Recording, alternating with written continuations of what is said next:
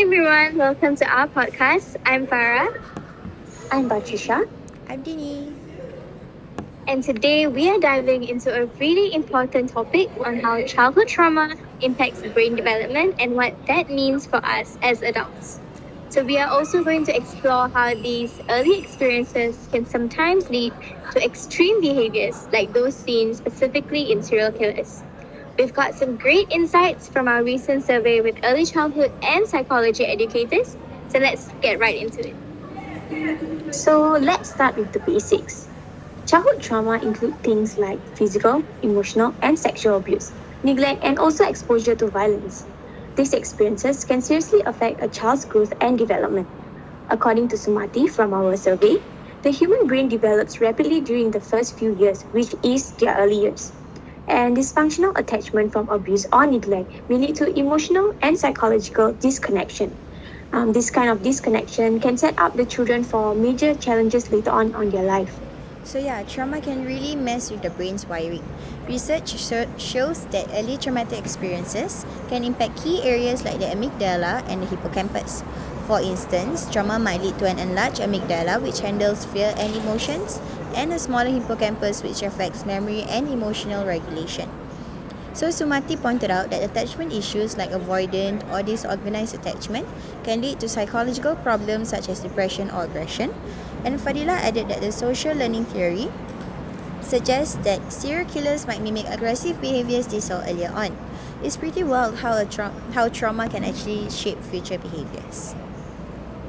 And the effects of childhood trauma can follow us into adulthood in some pretty intense ways. So, as we heard from Sumati in our survey, kids with disorganized attachment might develop anger and aggression that tend to escalate over time. And this connection is especially clear when we look at serial killers. So, research by Mitchell and Ambo, I hope I'm saying the name right, shows that many of them had severe childhood abuse in their backgrounds. And Fadila also mentioned in the survey the cognitive scripts model, which explains how aggressive behavior can be learned from past abuse. Also, some people develop hallucinations or dissociative behaviors to escape their trauma, which can lead them to commit extreme acts without feeling remorse. So it's kind of like their brain creates a different reality in order to protect them.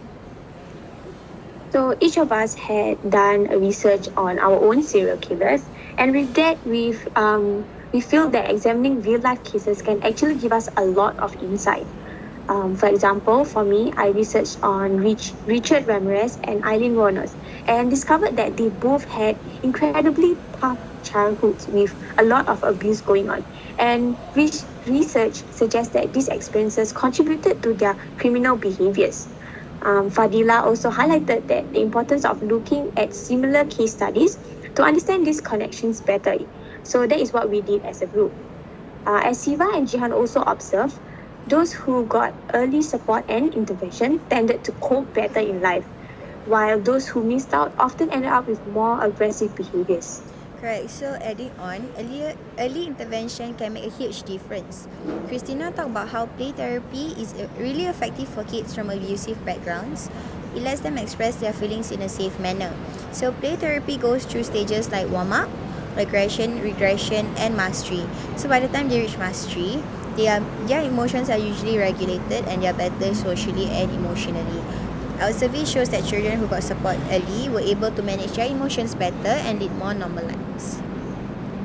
And of course, when we're researching and dealing with sensitive topics like childhood trauma, we need to be super ethical. And our survey pointed out key considerations like respecting the victims, avoiding biasness, and also keeping everything confidential. Adila also mentioned in the survey that conducting interviews and longitudinal studies with informed consent and cultural sensitivity is crucial. So these insights can help us design better support systems and interventions. So to wrap everything up, understanding how childhood trauma impacts adult behavior is vital for creating effective interventions. So by addressing trauma early and providing the right type of support, we can help prevent severe outcomes and promote healthier development during their early years. Thanks for tuning in. We really hope you found this discussion valuable and encourage you to check out more resources on this topic. So don't forget to explore the research and case studies we have talked about today for more details. Stay tuned to dive into more important topics. Until next time, take care.